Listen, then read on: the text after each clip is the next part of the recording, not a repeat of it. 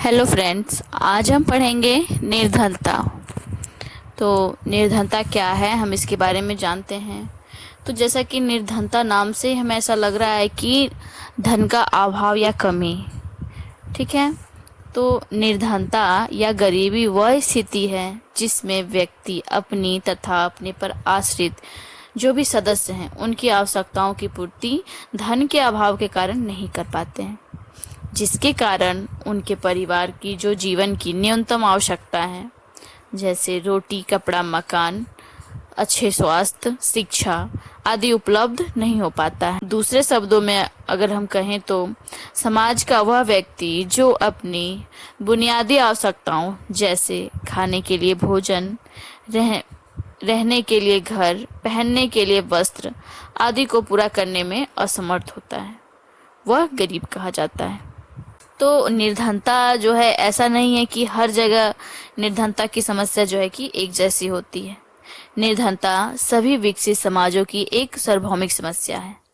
अंतर केवल यह है कि कुछ देश में कम लोग गरीब होते हैं, जबकि कुछ देश में अधिकांश लोग जो हैं इस समस्या से प्रभावित हैं।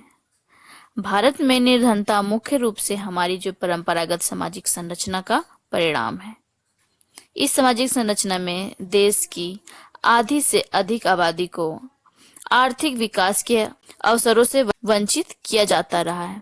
इसका तात्पर्य यह है कि जो निर्धनता का संबंध है वह विभिन्न प्रकार के अभावों के होने के साथ ही सामाजिक वंचन से भी है। विभिन्न समाजों में निर्धनता के जो मापदंड हैं वह एक दूसरे से भिन्न हैं। ऐसा हम ये मान नहीं सकते कि किसी राज्य में कोई अधिक व्यक्ति निर्धन है और किसी अलग राज्य या देश में कम व्यक्ति निर्धन है। तो ये हम जो है कि एक जैसा मापदंड नहीं रख सकते हैं, क्योंकि हर जगह की स्थिति जो है कि अलग अलग होती है। इसलिए हम इसे एक सापेक्ष दशा मानते हैं।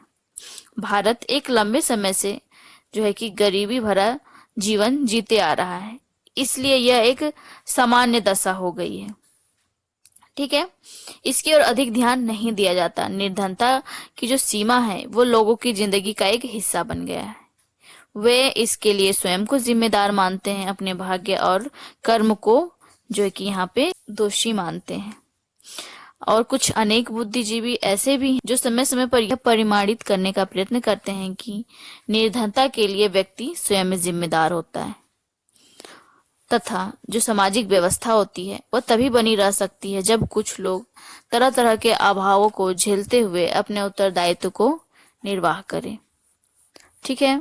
जैसे किसी समाज में किसी समाज की जब संरचना होती है तो उसमें अनेक वर्गों को बांट दिया जाता है। निम्न वर्ग, उच्च वर्ग, मध्य वर्ग, और सभी के कार्य को भी अलग अलग बांट दिया जाता है कि अगर मोची है तो वो चमड़े का ही कार्य करेगा, धोबी है तो वो कपड़ा ही धुलेगा। ठीक है। और जो पंडित लोग हैं वो पूजा कराएंगे। तो इस तरह की जो कैटेगरियां डिवाइड कर दी जाती हैं, जिसके कारण क्या होता है कि जो व्यक्ति है वो अपने कार्य और अपने जाति के वजह से वो ऊंचा नहीं उठ पाता है, या ये कहें कि उसे ऊंचा उठने नहीं दिया जाता है। उन्हें रोका जाता है कि अगर वे किसी चीज के अभाव में रहेंगे तो ही वो अपने कार्य को करेंगे, और तभी ये जो सामाजिक जो संरचना है वो बनी रहेगी, और जिस वजह से जो है कि निर्धनता अधिक बढ़ जाती है। ठीक है। तो हम इसको इसी प्रकार परिभाषित कर सकते हैं। अब हम अगले वीडियो में पढ़ेंगे निर्धनता के अवधारणाएं।